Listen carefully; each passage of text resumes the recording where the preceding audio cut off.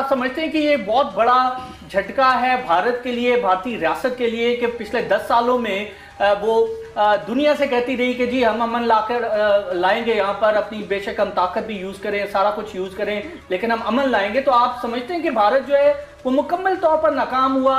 8-10 लाख उसने फौज यहाँ पर रखी है, क्रश भी किया मूवमेंट को, लेकिन उसके बावजूद जो है वो किसी तौर पर भी कामयाब नहीं हो सका। तो बड़ा झटका है ये बीजेपी के लिए।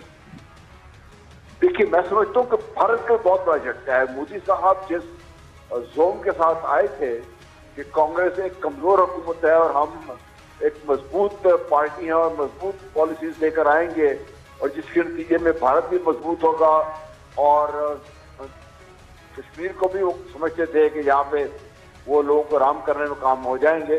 उनका पहले तो ख्याल ये था कि इसका स्पेशल स्टेटस चेंज कर देंगे।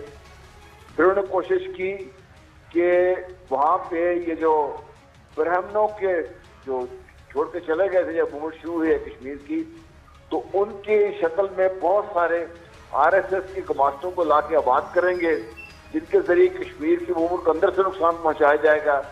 कश्मीर ने वो चाल भी नाकाम बना दी।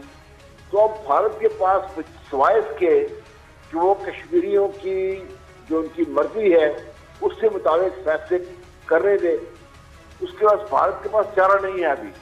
जितना इसको लटकाएगा उतना ही भारत अंदरूनी तौर पर कमजोर होगा। आज से मैंने 3-4 साल पहले जब मोदी साहब तशरीफ लाए थे तो मैंने उस वक्त एक लिखा था आर्टिकल, मैंने कहा थी इस वक्त मोदी बस भारत चल पड़ा है काम ये, क्योंकि जो एक्सट्रीमिज्म मोदी ला रहे हैं वो भारत की स्टेट की जो स्ट्रक्चर है उसको तबाह कर देगा। क्योंकि ये जो सेकुलरिज्म है, चाहे सभी तौर पर है, ये कोई ऐसी चीज है जिसने भारत के इत्तेहाद को कायम रखा हुआ है, वरना भारत के अंदर से मूवमेंट्स बेशुमार हैं। जैसे जैसे एक्सट्रीमिज्म स्ट्रांग होता जाएगा उतनी ही दूसरी जो उनकी मुखालिफ